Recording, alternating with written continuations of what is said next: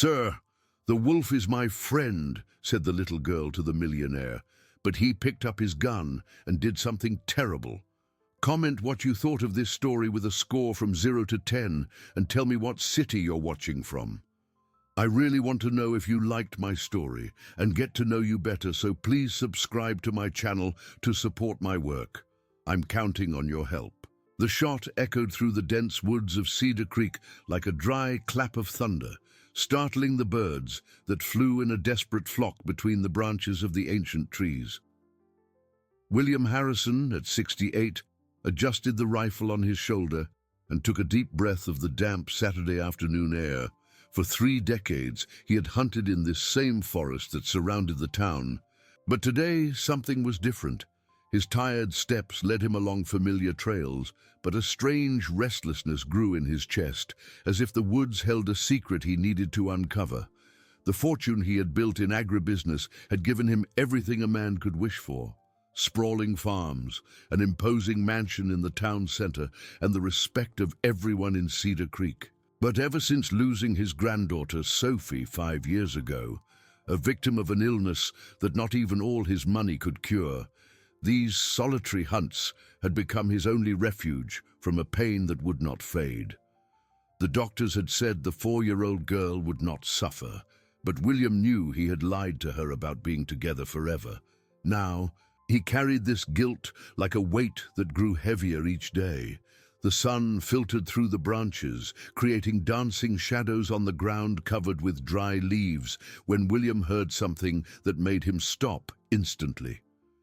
It wasn't the usual noises of the forest, birds, insects, small animals scurrying through the vegetation. It was something different, almost imperceptible. A soft, rhythmic breathing, like someone sleeping deeply. He followed the sound carefully, pushing aside low branches with his free hand, until he reached a small clearing where the sunlight formed a golden circle on the ground. There, in the center of that circle of light, was a blonde girl of about 4, sleeping curled up against the trunk of an ancient tree. Her golden hair shone under the sun's rays, and she wore a simple dress, dirty with earth and leaves. William felt his heart race, immediately remembering Sophie. But what shocked him most was the silent presence of a large grey wolf, lying beside the child like a protective guardian, its yellow eyes fixed on the armed man. When William took a step forward, instinctively raising his rifle, the wolf leaped up and let out a low growl, baring its sharp teeth. The sound woke the girl, who opened clear green eyes, looking around in confusion before focusing on the stranger before her. William expected her to scream in fear, but instead she stood up quickly and placed herself between him and the animal. "Don't hurt Gustafsson!" the child shouted in a high-pitched voice that echoed through the woods. "He's my best friend. He protects me." The girl stretched out her small arms to protect the wolf, which stopped growling but maintained its defensive posture. "Please, sir, don't shoot him!"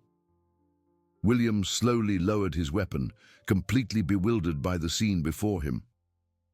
A 4-year-old child defending a wild wolf with the courage of an adult. "Little girl, this animal is dangerous," he said, trying to keep his voice calm.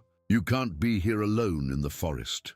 "I'm not alone," she replied, stroking the grey fur of the animal, which had calmed with her presence. "Gustafsson takes care of me. This is our home." She pointed to an area between the trees where William could see what looked like a small shelter made of branches and leaves. "My name is Hope." The name hit William like a stab to the heart. Hope. It was exactly what he had lost when Sophie was gone.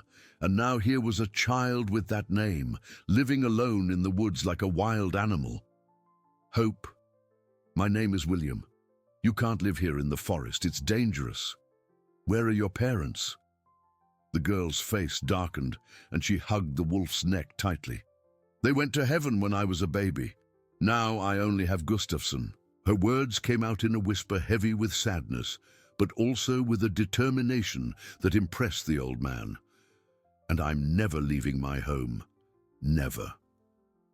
William tried to approach, But the wolf started growling again, making him back away.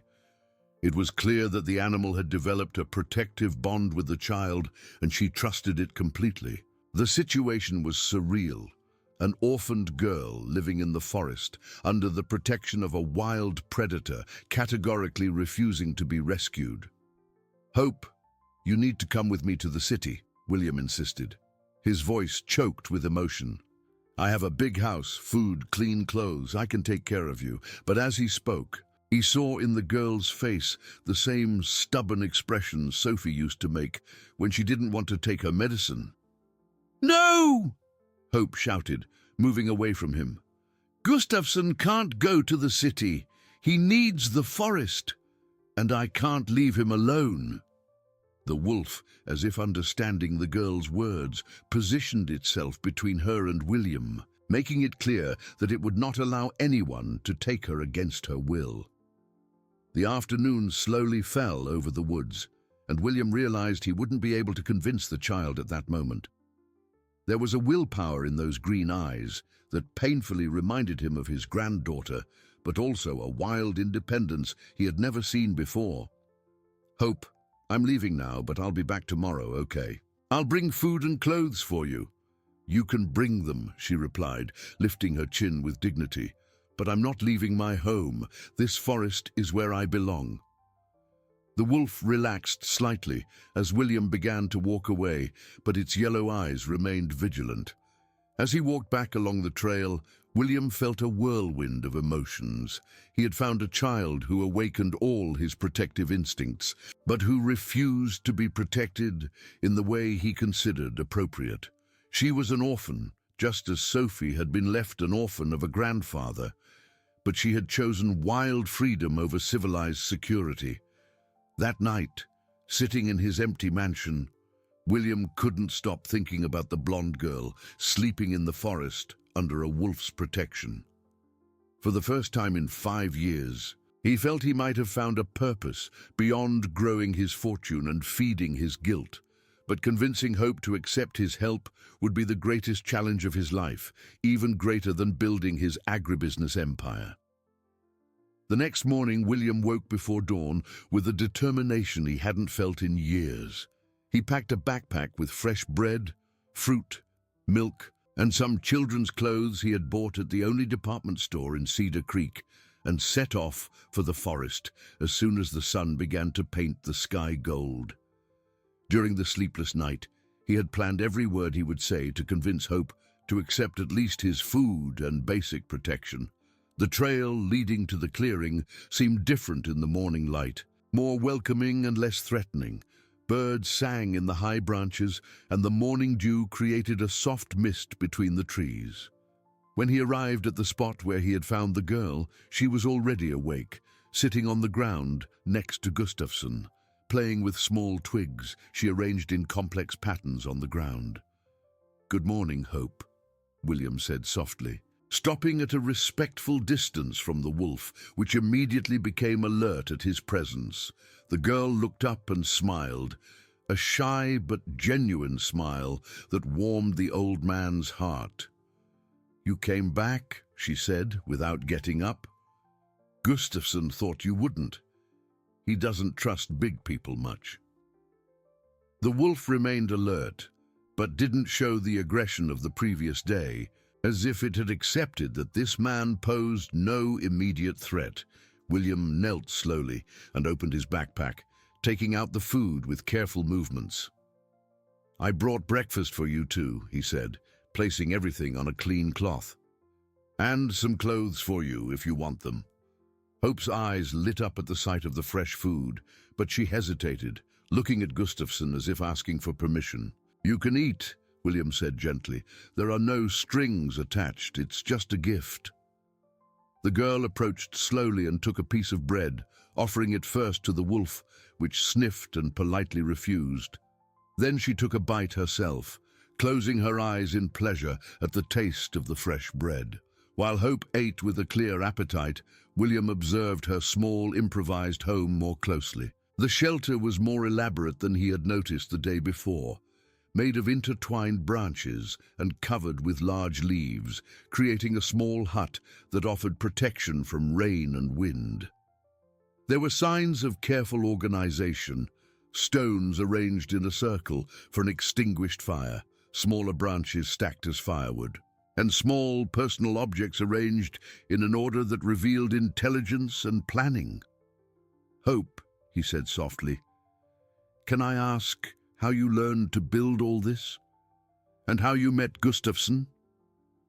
The girl stopped eating and looked at the wolf affectionately, stroking its large head.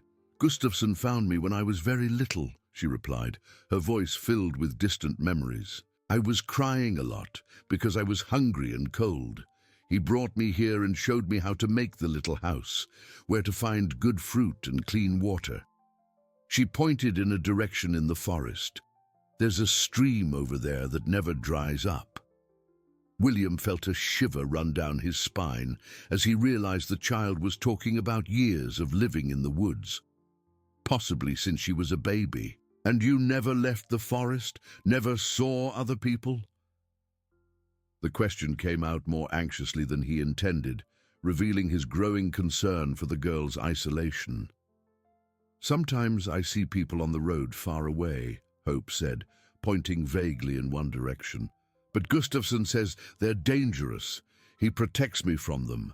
The wolf, as if understanding it was being mentioned, moved closer to the girl, reinforcing the protective bond between them.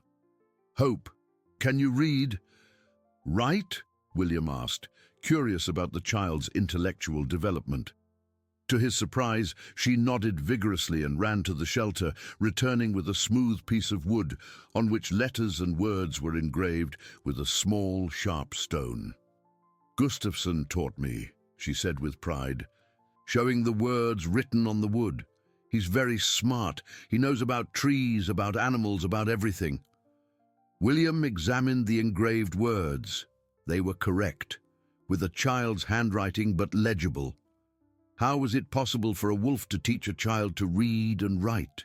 "Hope, wolves can't read or write," he said gently, trying not to sound condescending. "Someone must have taught you before you came to the forest." But the girl shook her head firmly, completely convinced of her own memories. "It was Gustafsson. He does it like this," she said, picking up the stone and making motions in the air, as if she were writing. "And then I understand the letters in my head." The wolf watched the demonstration with intelligent eyes that seemed to comprehend the child's every word. William spent the entire morning observing the dynamic between the girl and the animal, trying to understand the extraordinary relationship they had developed. Gustafsson clearly understood Hope's simple commands, protected her when she ventured too far from the clearing, and even seemed to guide her on which fruits to pick from the nearby trees. It was as if they had developed their own language, based on gestures, sounds, and a mutual understanding that defied explanation. When it was time to leave, William made a careful proposal. "Hope, what if I come here every day? I can bring food, books, maybe even some toys. You don't have to leave the forest, but I'd like to make sure you're well taken care of." The girl considered the offer, whispering with Gustafsson before replying. "You can come," she said finally, "but you can't try to take me away. And you have to be nice to Gustafsson always." The wolf seemed to approve the deal with a subtle nod, as if it perfectly understood the negotiated terms. In the days that followed, William established a routine that became the highlight of his existence. Every morning, he walked to the clearing with supplies, spent a few hours observing and talking with Hope, and then returned to his empty mansion where he couldn't concentrate on anything other than the girl from the forest. She was intelligent beyond her years, asked insightful questions about the world beyond the woods, and demonstrated an understanding of nature that impressed even an experienced man like him. But the more time he spent with Hope, the more William despaired over her situation. The child was clearly undernourished, despite her energy and intelligence. Her clothes were inadequate for the cold winter nights that were approaching, and as extraordinary as her bond with Gustafsson was, she was growing up without proper human contact, formal education, or basic medical care. The tension reached a breaking point on the 10th day of his visits, when William arrived at the clearing to find Gustafsson lying near the shelter, clearly injured. The wolf had been hit by something, perhaps a trap from other hunters, and there was a deep cut on its hind leg that was bleeding heavily. Hope was in a panic, trying to staunch the bleeding with leaves and crying copiously. "William, Gustafsson is hurt," she cried when she saw him approach. "He can't walk. He's going to die." The pain in the child's voice was heartbreaking, and William made a decision that would change everything. "He won't die, Hope. I'm going to get help," he said, already pulling his phone from his pocket. "I know a very good vet. He can save Gustafsson, but he'll have to come here to the forest." It was the first time Hope had seen a phone, and she watched it with fascination and hope as William made the desperate call that would determine all their futures. Dr. Alan Carter arrived in the forest 2 hours after William's desperate call, carrying a heavy veterinary bag and a skeptical expression that turned to absolute shock when he saw the scene before him. Hope held Gustafsson's head in her lap, humming a soft melody that seemed to calm the injured animal, while tears streamed down her dirt-streaked cheeks. "My God," murmured the vet, a thin man in his 50s who had treated all sorts of animals in his career, but had never witnessed anything like this. "William, you told me it was an injured dog. This is a wolf." His hands trembled slightly as he opened his bag, but the urgency of the situation overcame his initial fear. "Please, doctor, save him," Hope pleaded, looking at Alan with green eyes full of hope and terror. "Gustafsson is all I have. If he dies, I'll die too." The intensity of that statement made both men understand that this was not just childish drama, but an absolute truth for this child. Alan approached the wolf carefully, which remained still but alert, its yellow eyes following the stranger's every move. Hope whispered something in the animal's ear, and to the vet's astonishment, Gustafsson relaxed completely, as if it understood that this man was there to help. "Unbelievable," Alan murmured as he examined the wound. "The leg is badly injured, but it didn't hit any vital bones. With the right care, he'll recover." He began to clean the cut with antiseptic, and Gustafsson remained motionless throughout the procedure, only occasionally letting out a low whimper that Hope answered with gentle caresses. As the vet worked, William watched the girl with a mixture of admiration and growing concern. Her dedication to the animal was moving, but it also revealed the degree of emotional dependence she had developed. How would she survive if something happened to Gustafsson? The question tormented him as he watched Alan stitch the wound with professional precision.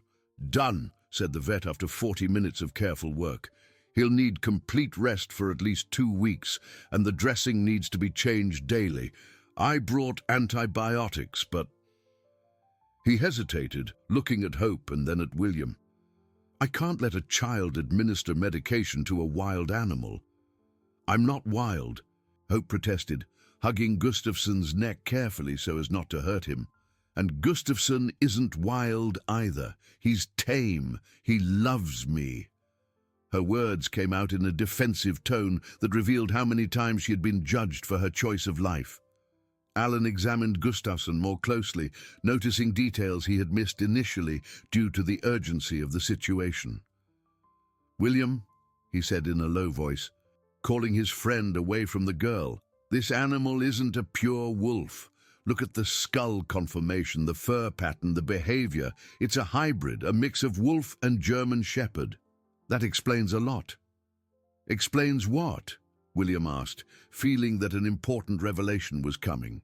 "It explains why he's so docile with the girl, why he seems to understand commands, why they've developed such a close relationship," Alan replied. "Hybrids retain the protective instincts of wolves, but have the capacity for domestication of dogs. Someone must have bred this animal specifically for this purpose." The information hit William like a lightning bolt. If Gustafsson was a domesticated animal, it meant that someone had taken care of Hope before she lived alone in the forest. Someone had trained the animal to protect her. But who? And why would they abandon a child in the woods, even under protection? In the days that followed, as Gustafsson recovered from his injury, William intensified his visits to the forest.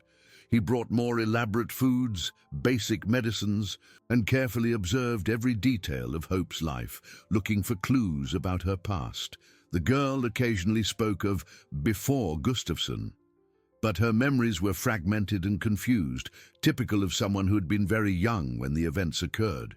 It was during one of these visits that the thing that would change everything happened. William had arrived later than usual due to a business meeting that had run long, and found Hope agitated and scared, holding a crumpled letter in her small hands. "William!" she cried when she saw him approach. "A lady came here today. She was looking for me." Hope ran to him, holding out the letter with trembling hands. "She said she's from the county and that she needs to take me to the city." Gustafsson growled at her, but she wasn't afraid. William's heart stopped for a moment. He took the letter and quickly read its contents. It was from social worker Sarah Jenkins, informing him that an investigation was underway regarding an abandoned minor in the forest, and that legal measures would be taken to ensure her safety and well-being. The letter also mentioned that there were records of a child who had gone missing 3 years ago in a neighboring town, and that an active search was being conducted. "Hope," he said, trying to keep his voice calm despite the panic he felt, "did you say anything to this lady about how you got here, about Gustafsson, about me?" The girl shook her head, but her eyes showed the fear that the visit had aroused. "I hid behind the big tree with Gustafsson," she whispered. "But she saw our shelter, saw that someone lives here. She called my name, William." "How did she know my name?" The question echoed in William's mind with devastating force. That night, William couldn't sleep. He paced back and forth in his mansion, reading and rereading the letter from the social worker. If the authorities took Hope, she would be permanently separated from Gustafsson. The animal would not be accepted in any foster home or institution. And for the first time since he had found the girl, William understood that perhaps her life in the forest, as inadequate as it seemed, was preferable to the alternative society offered. The storm hit 3 days later, more violent than any Cedar Creek had seen in years. 80-mile-per-hour winds toppled ancient trees, and rain fell in torrents that turned streams into furious rivers. William tried to get to the forest as soon as the storm began, but the roads were impassable, and he was forced to wait in his house, consumed by worry. When he finally managed to reach the clearing the next day, he found total destruction. Huge trees had fallen, Hope's shelter was completely destroyed, and there was no sign of the girl or Gustafsson. William shouted their names until he was hoarse, combing every inch of the devastated area, removing branches and leaves in a desperate hope of finding them alive. It was near the stream, now a violent torrent, that he finally heard a faint whimper. Following the sound, he found Gustafsson protecting Hope under the fallen branches of a giant tree, forming an improvised shelter. The animal was soaked and exhausted, but it had kept the girl relatively dry and warm throughout the storm. Hope had a high fever, shivering uncontrollably and deliriously muttering incomprehensible words. When she saw William, she stretched her small arms out to him with a desperate whisper, "Help me. I'm so cold." It was the first time she had directly asked for his help, and the request broke William's heart. "Hope, I need to take you to my house," he said, picking her up without hesitation. "You're very sick. Gustafsson can come too. I'll take care of you both." The girl didn't protest. She was too weak to resist, and for the first time in her life, the forest had proven more dangerous than the human world. William's mansion, which for 5 years had echoed only with the silence of his loneliness, was suddenly filled with life as he arrived carrying Hope in his arms, followed closely by Gustafsson, who was limping but refused to be left behind. The girl was burning with fever, murmuring nonsensical words as William carried her straight to the guest room on the second floor, the same room where Sophie used to sleep when she visited him. For 2 weeks, William lived the most intense days since the loss of his granddaughter. Hope alternated between moments of feverish delirium and periods of fragile consciousness, always looking for Gustafsson with her eyes when she woke up. The hybrid remained constantly by her bed, only leaving to eat or relieve itself in the backyard, always under William's careful supervision. Dr. Henry Maldonado, William's private physician, came twice a day to monitor the girl's recovery. "It's pneumonia, but she's responding well to the antibiotics," he said in the first week. "What impresses me is how calm she is when the animal is present. It's as if he's her most powerful medicine." Gradually, as Hope recovered, she began to timidly explore the mansion. Her eyes widened at the size of the rooms, the paintings on the walls, the luxurious furniture that contrasted sharply with her simple life in the forest. But it was in William's library that she spent the most time, running her small fingers over the spines of the books with an almost religious reverence. "You have so many books," she whispered one afternoon, carefully pulling a volume of children's tales from the low shelf. "Gustafsson taught me to read, but I only had sticks and stones to practice with." William watched in amazement as she flipped through the pages, reading aloud with a fluency that defied her wild origins. It was during these weeks of living together that William discovered unexpected layers to Hope's personality. She was curious about everything: how faucets worked, why lights turned on when you pressed a button, how sound came out of the television, but she also demonstrated a wisdom about nature that humbled the old man. She could predict rain by the behavior of birds, identify medicinal plants by their scent, and had an instinctive understanding of natural cycles that no book had taught her. "William," she said one morning as they had breakfast on the porch, watching the well-kept garden, "why do you live alone in this big house?" The question, asked with the typical innocence of children, hit the man hard. How could he explain to a 4-year-old girl about loneliness, guilt, and the invisible scars he carried? "I used to have a family," he replied slowly, choosing his words carefully. "My granddaughter Sophie used to live here sometimes. She was your age when she went to live in heaven."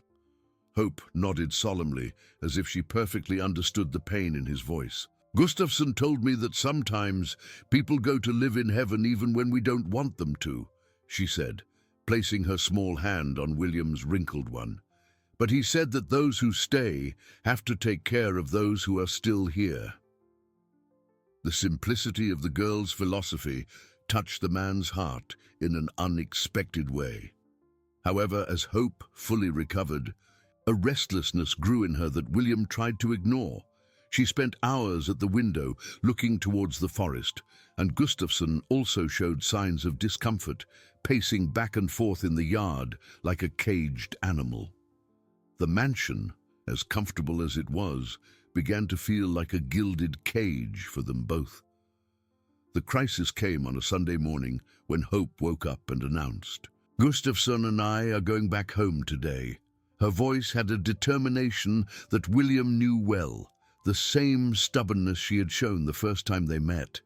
"Hope, you're still recovering," he protested, trying to remain calm. "And the forest is still dangerous because of the storm. Fallen trees, frightened animals. It's not safe." But even as he spoke, he knew he couldn't convince her to stay against her will. "The forest is our home," she replied firmly. "Gustafsson is sad here. So am I. We're grateful you took care of us, but we can't stay." The hybrid, as if understanding the conversation, moved closer to Hope and stood by her side, a united front against William's arguments. The discussion that followed was the most difficult William had ever faced. On one hand, he knew that Hope was physically well and that forcing her to stay would be a form of imprisonment. On the other, the idea of losing her again, of seeing her return to a life of deprivation in the woods, was unbearable. More than that, he'd discovered that caring for her had filled a void in his life he didn't even know existed. "What if something happens to you in the forest?" he asked, his voice choked with emotion. "What if you get sick again? What if the social worker comes back?" The worries poured out of him like a breached dam, revealing how much he had grown attached to the girl in such a short time. "Gustafsson has always taken care of me," Hope replied, but for the first time her voice hesitated slightly. "And you can keep visiting us, like before. We just can't live here forever." She paused and looked around the luxurious room before continuing. "This isn't our real home." It was in that moment that William understood a painful truth. His attempt to save Hope was motivated as much by his own emotional emptiness as by genuine concern for her well-being. He wanted to fill the place Sophie had left, to turn the wild girl into a substitute granddaughter who would heal his wounds. But Hope wasn't Sophie, and her happiness was not tied to the material comfort he could offer. "Then let's make a deal," he said finally, swallowing his pride and pain. "You can go back to the forest, but I'll help rebuild your shelter. I'll make it safer, more comfortable, and I'll keep visiting every day." It was a difficult but necessary concession. Hope's face lit up with a genuine smile. "You would really do that? Help build a better home for us?" When William nodded, she ran and hugged him tightly. A hug that carried sincere gratitude and real affection, not the forced obligation he had feared. That afternoon, as they prepared to return to the forest, news arrived that would change everything again. Dr. Carter called with an urgency in his voice. "William, I need to talk to you immediately. I've discovered something about Gustafsson that will explain a lot." The call was brief, but enough to make William's heart race. "Hope," he said, putting the phone away, "let's postpone the return to the forest for one more day. Dr. Carter wants to tell us something important about Gustafsson." The girl agreed, curious, unaware that she was about to discover secrets about her past that would change her understanding of who she was and where she came from. As they waited for the vet's arrival, Gustafsson remained restless, as if sensing that significant changes were approaching. And William, looking at the girl who had transformed his life in a few short weeks, wondered if he was prepared for the revelations to come. Dr. Carter arrived at the mansion the next morning with a grim expression that immediately alerted William. He carried a folder of documents and old photographs that he spread across the dining room table, while Hope played in the garden with Gustafsson, unsuspecting that her life was about to be turned upside down again. "William, what I'm about to tell you will change everything we know about this girl," the vet said, adjusting his glasses as he organized the papers. "After I treated Gustafsson, I was intrigued by the animal's exceptional behavior. Wolf hybrids are rare, and one so well-trained is almost impossible. So I started investigating." William felt a shiver run down his spine. "Investigate what? And how did you get this information?" He glanced quickly out the window to make sure Hope was still distracted in the garden, chasing butterflies while Gustafsson followed her with his graceful movements. "Gustafsson has a microchip," Alan revealed, showing a photo of the small device. "It's mandatory for registered hybrid animals. I was able to access the regional veterinary identification system and found out he was registered 4 years ago by a traveling circus that passed through the towns of inland Oregon." "A circus?" William repeated, feeling the pieces of a puzzle begin to fit together in a disturbing way. What kind of circus would keep a wolf hybrid? Alan opened a folder with yellowed newspaper clippings. "The Golden Star Circus, specializing in acts with exotic animals. The owner was a tamer named Magnus Nordstrom, a Swedish immigrant who had settled in the US in the 90s. He was famous for training wild animals for spectacular acts." The vet paused, looking directly into William's eyes. "Magnus was married to an American woman named Aurora Dawson." The name hit William like a bolt of lightning. "Dawson," the same last name Hope had vaguely mentioned when talking about fragmented memories of her previous life. "Do you think—" "I think Hope is Aurora and Magnus's daughter," Alan said gravely. "And there's more. I found records that the circus had a terrible accident 3 years ago during a flood that hit the Eugene area. Several animals were lost, equipment was destroyed, and Magnus Nordstrom disappeared in the waters." William felt his heart race. Hope had mentioned memories of a place where the horses dance, a possible reference to circus performances, and her inexplicable ability to communicate with Gustafsson made sense if she had grown up surrounded by trained animals. And Aurora? What happened to her? William asked, though he feared the answer. Aurora survived the accident, but was seriously injured. She was hospitalized for months. During that time, a small child disappeared from the accident site, a blonde girl of about 1 year old. Alan showed an old police photo of Aurora Dawson, a beautiful woman with dark hair and green eyes that were identical to Hope's. The revelation was devastating. Hope wasn't just an orphan abandoned in the forest. She was a child lost during a family tragedy, who had been protected by an animal trained specifically to care for her. Gustafsson wasn't just a domesticated hybrid. He was likely one of the circus animals that had escaped during the flood and found the lost girl. "I have to tell Hope," William said, getting up from the table with trembling hands. "She has the right to know the truth about her family." "Wait," Alan said, grabbing his arm. "There's one more thing. Aurora Dawson is alive." The information made William sit down again, completely shocked.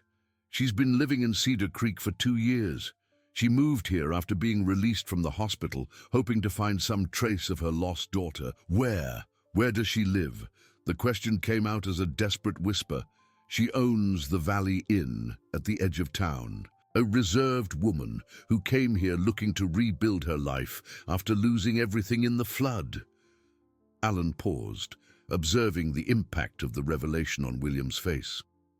"William, you need to understand that reuniting mother and daughter after so long can be traumatic for both of them. Hope has built a life in the forest, and Aurora may have changed a lot since the tragedy."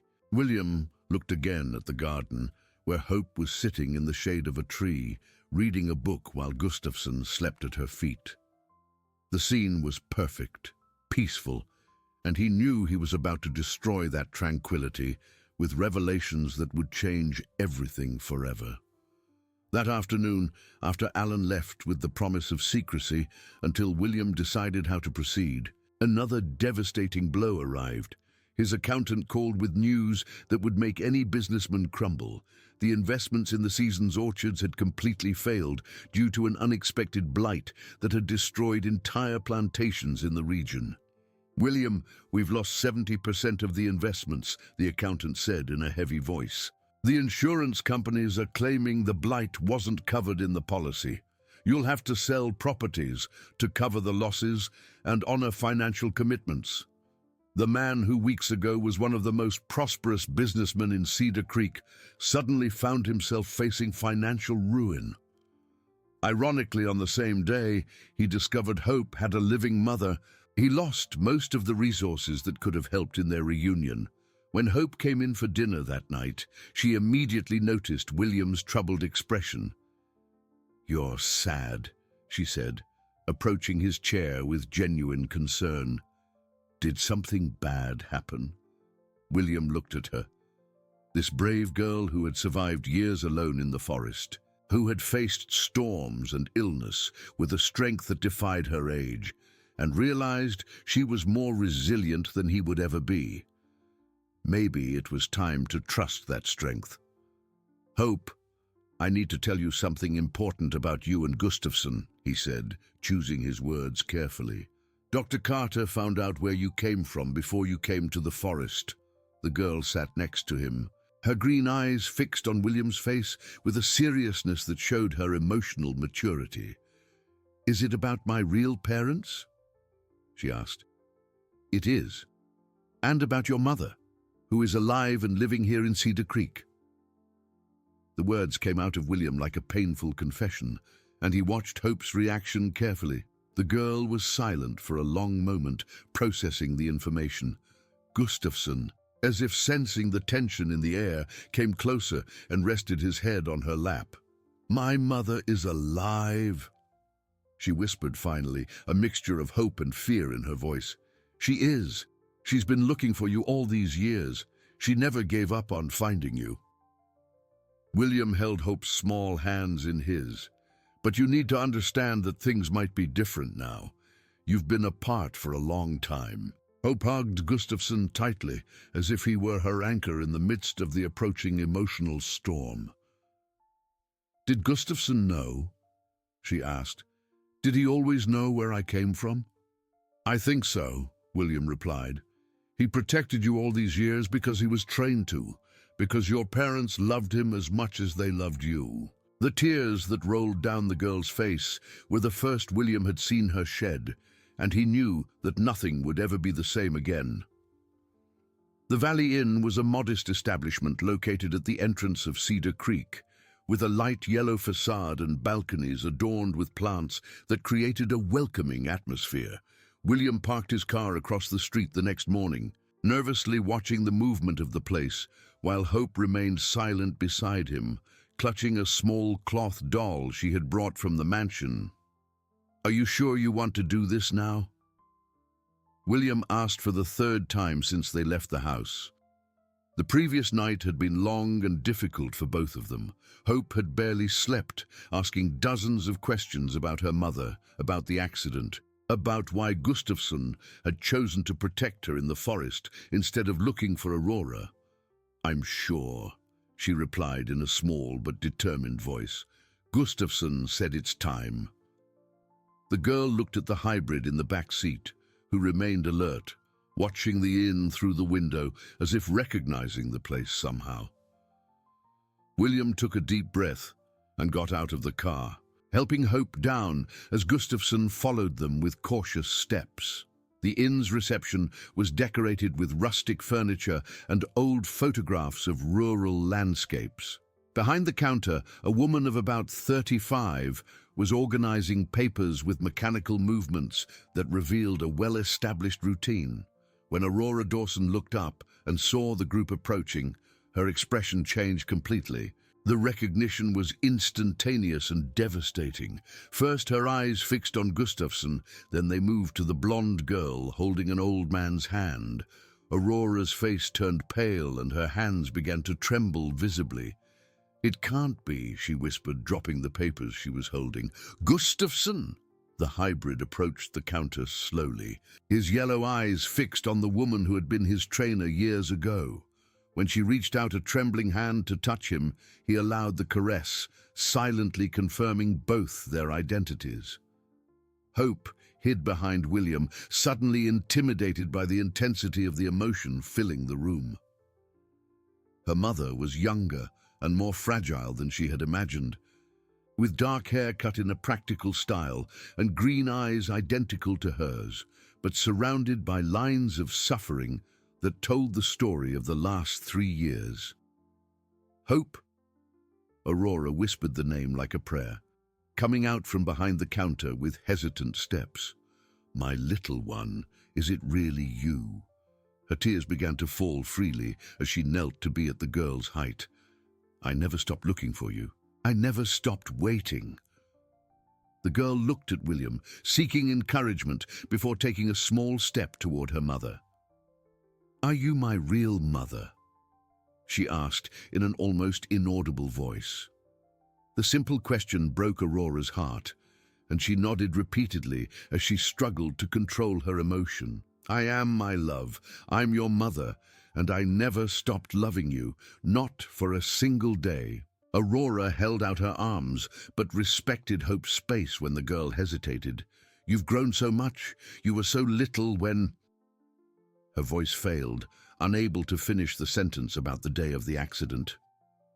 William watched the scene with a broken heart, realizing that Hope was struggling between the instinct to run into her mother's arms and the fear of the unknown that this woman represented. Gustafsson seemed to sense the tension and positioned himself between them, creating a silent bridge that encouraged Hope to take a few more steps. "Gustafsson took care of me in the forest," Hope said shyly, placing her hand on the animal's head. "He taught me to read and find food. He protected me from the rain and dangerous animals." The words came out as a necessary explanation, as if she needed to justify her survival.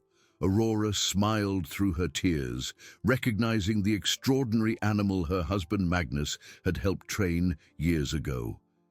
Gustafsson was always special. Magnus used to say he had a human soul. She looked at the hybrid with infinite gratitude. "Thank you for taking care of my girl all these years." The moment of recognition between mother and daughter was abruptly interrupted when Aurora had a crisis. The intense emotion, combined with years of trauma and guilt, was too much for her already fragile system. She began to hyperventilate, clutching her chest as she struggled to breathe. "Aurora, what's happening?" William rushed to help her, but she had fainted before he could reach her. Hope screamed in fright, and Gustafsson began to whimper softly, sensing the despair that filled the room. The ambulance arrived 15 minutes later, and Aurora was taken to the Cedar Creek Municipal Hospital with William and Hope following closely. During the ride, the girl held William's hand tightly, her large eyes filled with the fear of losing her mother again, just after finding her. "Is she going to be okay?" Hope asked as they waited in the hospital corridor. "Is she going to wake up?" Gustafsson had been forced to stay in the parking lot, as animals were not allowed inside the building, leaving the girl without her main emotional support at the moment she needed it most. Dr. Henry Maldonado, who had been called to assess Aurora, came out of the room with a worried expression. "It's a severe anxiety attack combined with emotional shock," he explained to William. "Her body is reacting to years of unresolved trauma. She'll need complete rest and psychological counseling." "But will she fully recover?" William insisted, watching Hope, who was trying to listen to the adults' conversation. "Physically, yes. Emotionally, it will take time. The reunion with her daughter has awakened feelings she had suppressed for years." The doctor paused, choosing his words carefully. "William, this family reunion will require a lot of care. Aurora needs to stabilize before she can take full responsibility for Hope." The news was another blow to William, who was already dealing with his own financial difficulties. Hope would need a transition period between her current life and a permanent return to her mother, but the resources he had planned to use to facilitate this transition had disappeared with the failure of his investments. When Aurora finally woke up hours later, she found Hope sitting in the chair by her bed, watching her with a serious expression. "Are you sick like I was?" the girl asked, with her characteristic frankness. "A little," Aurora replied with a weak voice, reaching out to touch her daughter's golden hair. This time, Hope didn't pull back, allowing the maternal affection she had missed for so long. "But I'll get better. Now that I've found you, I'll get better." "William took care of me when I got sick," Hope said, looking at the man who remained discreetly near the door. "He's very good at taking care of sick people. Gustafsson helped too." The girl seemed to be trying to create connections between the important people in her life. Aurora followed her daughter's gaze and looked at William with deep gratitude. "How can I thank you for what you did for my daughter?" she asked, but William just shook his head, indicating that no thanks were necessary. "Hope saved me as much as I saved her," he replied honestly. "She brought life back to my empty house." But even as he spoke, William knew that his ability to continue helping was severely limited by his financial circumstances. That night, while Aurora rested in the hospital under medical observation, Hope remained at William's mansion, more thoughtful than he had ever seen her. She sat in the garden with Gustafsson, talking in whispers as she always did when she needed to process important events. "William," she said when he joined them on the porch, "my mum is very sad. I can see it in her eyes. The girl's emotional perception continued to impress the old man. Gustafsson says she suffered a lot looking for me. But I suffered without her too. The raw honesty of Hope's observation revealed the complexity of the situation they all faced.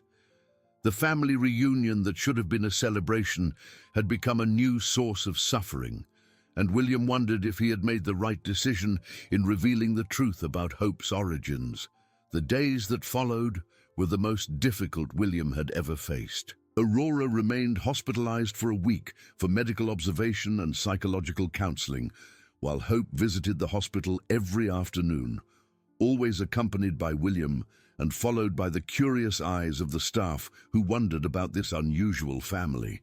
During these visits, mother and daughter slowly began to reconnect. Aurora told stories about the circus, how Magnus trained the animals with patience and love, how they traveled through small towns bringing joy to families, how Hope had been born during a performance in Salem and was named for that reason. The girl listened to every word with fascination, but William noticed that she never completely let her guard down, always maintaining a certain emotional distance to protect her heart. "Mom," Hope said one Thursday afternoon, using the word for the first time since their reunion, "do you remember when Dad taught me not to be afraid of the big animals?" Aurora smiled through her tears, confirming that she remembered. "Gustafsson taught me the same thing in the forest. I think Dad asked him to take care of me." The connection Hope was making between her lost father and Gustafsson deeply touched Aurora, who finally began to understand how her daughter had survived all those years. It hadn't been just luck or instinct, it had been the fulfillment of a silent promise, made by an animal that loved the family it had lost in the flood. However, the fragile happiness of those moments of reconnection was brutally interrupted when William received a call from his accountant with devastating news. The financial situation had worsened drastically. The losses from the orchard blight were greater than initially calculated, and creditors were demanding immediate payment of loans he had secured with his properties. "William, we're going to have to sell the mansion," the accountant said with a heavy voice. "It's the only way to honor the commitments and prevent you from losing everything you've built over your life." The news was devastating not only financially, but because it meant Hope would lose another home just as she was beginning to stabilize emotionally. That night, William found Hope sitting in the mansion's library, flipping through one of the children's books he had bought for her. Gustafsson slept at her feet, and the domestic scene that had so warmed his heart in recent weeks seemed even more precious, knowing it had an expiration date. "Hope, I need to talk to you about some changes that are going to happen," he said, sitting in the armchair next to hers. The girl closed the book and looked at him with those intelligent green eyes that always seemed to see beyond words. "You have to sell the house, don't you?" she asked, with a perception that surprised him. "I heard you on the phone talking about money and problems." Her voice carried no accusation, only a sad understanding of another inevitable change in her life. William nodded slowly. "I do. And that means you'll have to live with your mother sooner than we planned." He paused, watching her reaction. "Your mother is being discharged from the hospital tomorrow and is going back to the inn. Dr. Maldonado said she's well enough to take care of you." Hope was silent for a long moment, distractedly stroking Gustafsson's ear. "And Gustafsson, will the inn take him?" The question revealed her main concern, not for herself, but for the animal that had been her family for so long. "Your mother said yes. Gustafsson can stay at the inn. She's even thinking of creating a special attraction for guests who want to hear his story." William tried to sound optimistic, but he knew the transition would be difficult for everyone involved. The next day, Aurora returned to the Valley Inn with a new determination. The days in the hospital had given her time to process the reunion with Hope and accept that her daughter had changed during their years of separation. She was no longer the baby she had lost in the flood, but a resilient girl who had learned to survive on her own. "Hope, I want you to know that I'm not going to try to change you," Aurora said when they met again in the inn's reception. "I know you and Gustafsson have a special bond, and I know the forest is still important to you. We can find a way to honor your past life while we build a new one together." Aurora's generosity and understanding deeply touched Hope. For the first time since the reunion, the girl spontaneously approached her mother and hugged her, a small but significant gesture that showed she was willing to try to rebuild their lost bond. William watched the mother-daughter reunion with conflicting feelings. On one hand, he was happy to see they were finding a way to connect again. On the other, he felt a deep pain realizing that his role in Hope's life was coming to an end. She would no longer need him as a substitute father figure. The move to the inn took place on a sunny Saturday morning. Hope packed her few belongings, some books, clothes William had bought for her, and the cloth doll that had become her most precious treasure. Gustafsson followed them calmly, as he always did, adapting once more to the changes life imposed. "William," Hope said when they arrived at the inn, "will you visit us?" There was uncertainty in her voice, as if she feared the move meant losing another important person in her life. "Every day you want to see me," he promised, kneeling to be at her level. "And when I sell the mansion, I'll buy a smaller house near the inn. That way I can still be your friend." It was a sincere promise, but they both knew nothing would be the same as the magical period they had shared. 2 weeks after Hope's move, something no one expected happened. Aurora was at the inn's reception one afternoon when an elderly man entered carrying a small suitcase and asking for a room. There was something familiar about his face, but she couldn't quite place it. "My name is Bengt Nordstrom," the man said with a slight foreign accent. "I came from Portland looking for information about my brother Magnus Nordstrom, who disappeared 3 years ago in a flood." The name hit Aurora like a lightning bolt, and she felt her legs weaken. "Magnus was my husband," she whispered, holding the counter for support. "You're his brother? He never mentioned having family in the US." The old man looked at her with surprise, and then with a growing emotion that mirrored hers. "Magnus moved to the US 20 years ago and lost touch with the family in Sweden. It's only now that I've been able to track him here." Bengt paused, noticing the emotion on Aurora's face. He really didn't survive?" Aurora shook her head, unable to speak. But then she remembered Hope, who was playing in the backyard with Gustafsson. "He died, but he left something very precious. He left our daughter." She guided Bengt to the window overlooking the back of the inn, where he could see a blonde girl running alongside a large wolf hybrid. The impact was immediate.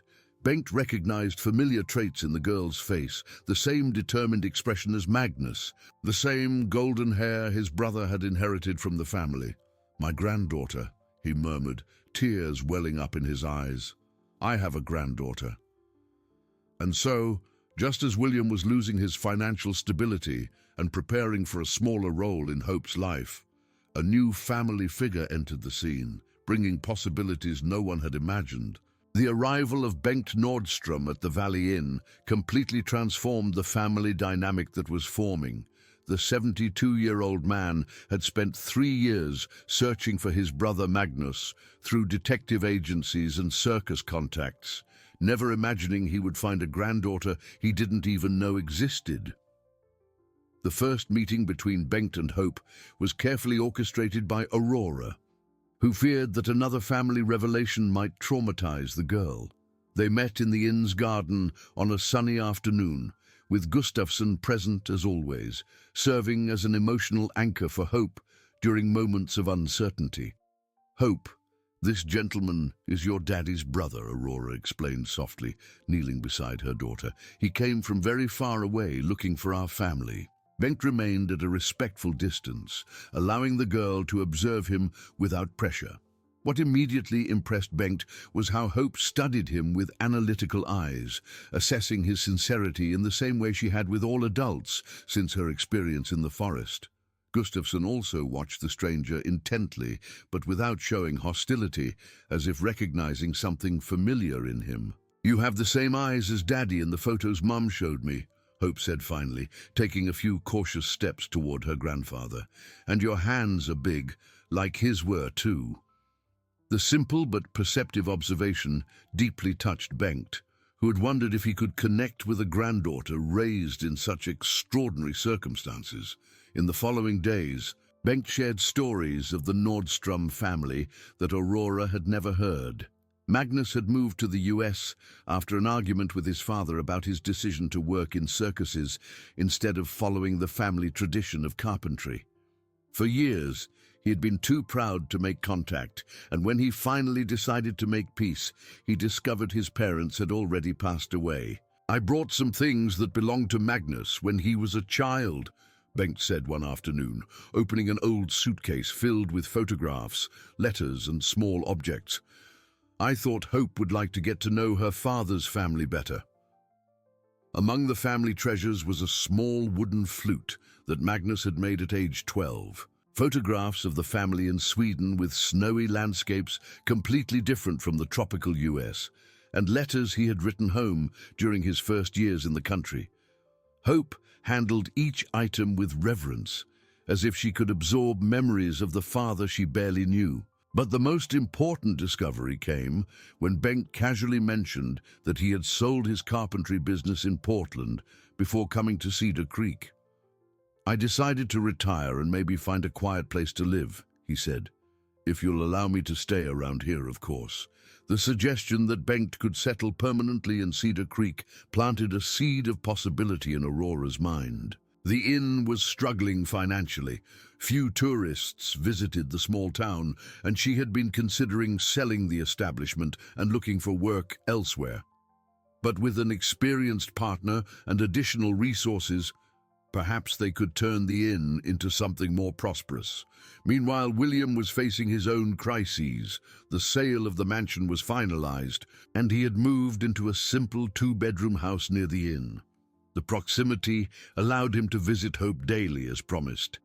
But it also made it painfully obvious that his importance in her life was diminishing as she settled in with her real family. The situation became even more complicated when news arrived that Sarah Jenkins, the social worker, was investigating Hope's family situation. Someone had reported that a minor had been seen living alone in the forest, and now that she was officially located, the state wanted to ensure she was in a suitable environment. "Mrs. Dawson, I need to conduct a full assessment of the situation," Sarah said during an official visit to the inn. "A child who has lived in isolation for years needs psychological and social support to ensure her proper development." The social worker was a woman in her 40s, efficient but not insensitive, who clearly genuinely cared about Hope's well-being. The assessment revealed that despite the extraordinary circumstances of her childhood, Hope was psychologically stable and adapting well to family life.